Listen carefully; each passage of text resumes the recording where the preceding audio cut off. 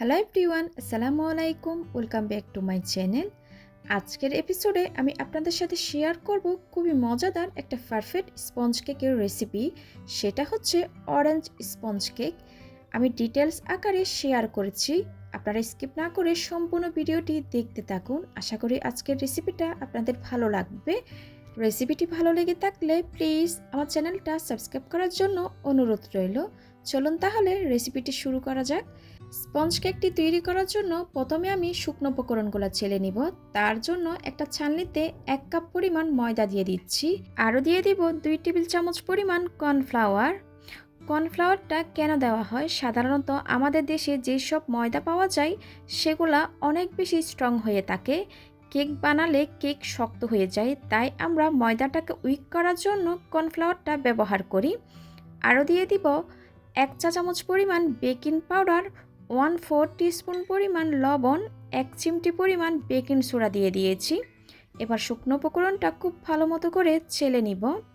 আর আমি কোন কর্নফ্লাওয়ারটা ব্যবহার করি সেটা কিন্তু দেখিয়ে দিয়েছি।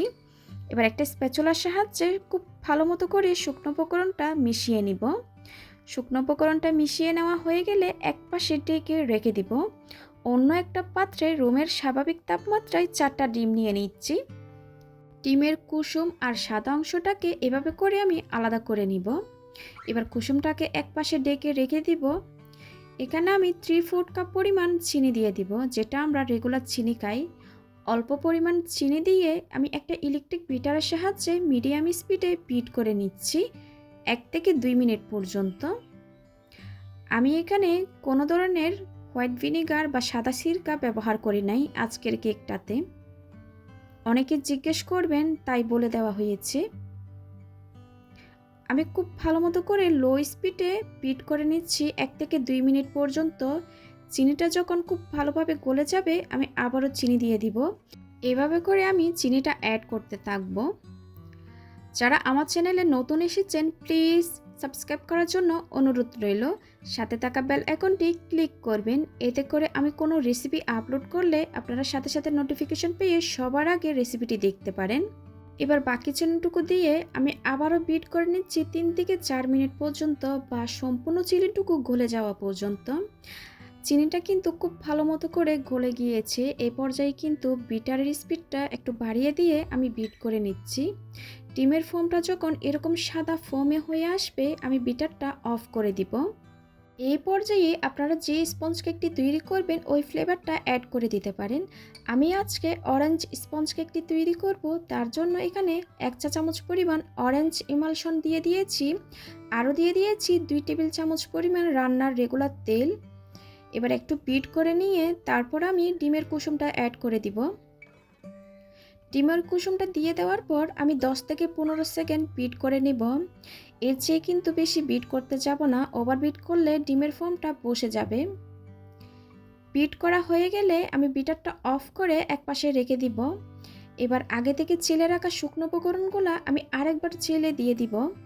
অনেক সময় কিন্তু আমি এই শুকনো উপকরণটা 2 থেকে 3 বার করে চেলে দিই, এতে করে স্পঞ্জ কেকটি খুব ভালো হয়। এবার অল্প পরিমাণ শুকনো উপকরণ দিয়ে একটা বিটারের কাটার সাহায্যে শুকনো উপকরণটা আমি আলতো হাতে মিশিয়ে নিচ্ছি। আপনারা চাইলে এই কাজটা একটা হ্যান্ড হুইক্সের সাহায্যে বা একটা স্প্যাচুলার সাহায্যেও মিশিয়ে নিতে পারেন। শুকনো উপকরণটা খুব ভালো মতো করে মিশে যাওয়ার পর আমি আবারও শুকনো উপকরণটা দিয়ে দিব। আবারও খুব আলতো হাতে ফোল্ড করে করে আমি মিশিয়ে নিচ্ছি। এই পর্যায়ে কিন্তু তাড়াহুড়া করা যাবে না, খুব আলতো হাতে মিশিয়ে নিতে হবে। তাড়াহুড়া করতে গেলে কিন্তু ডিমের ফোমটা বসে যাবে, তখন কেকের বেসটা একদমই ভালো হবে না। আমি আপনাদেরকে দেখিয়ে দিচ্ছি ব্যাটারের ঘনত্ব কীরকম হবে, ঠিক এরকমই হবে। এবার 8 ইঞ্চ একটা মোল্ডে সম্পূর্ণ ব্যাটারটা ঢেলে নিব। আমি একটা মোল্ডে লিকালিকের কাগজ বিছিয়ে দিয়েছি। মোল্ডে কিন্তু কোনো ধরনের বাটার বা তেল ব্রাশ করি নাই।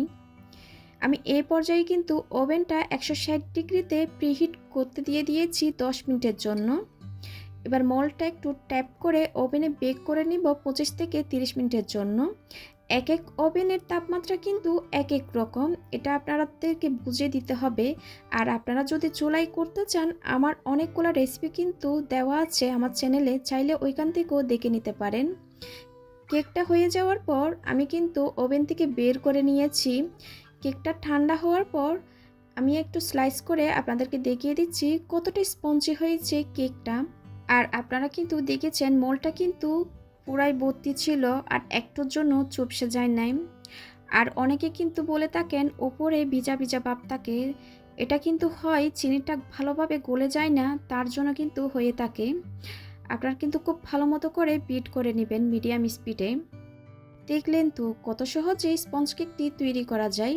আশা করি আমার আজকের রেসিপিটা আপনাদের ভালো লেগেছে। ভালো লাগলে প্লিজ একটা লাইক দিবেন। আজকের মতো বিদায় নিচ্ছি, সবাই খুব ভালো থাকবেন। আল্লাহ হাফেজ।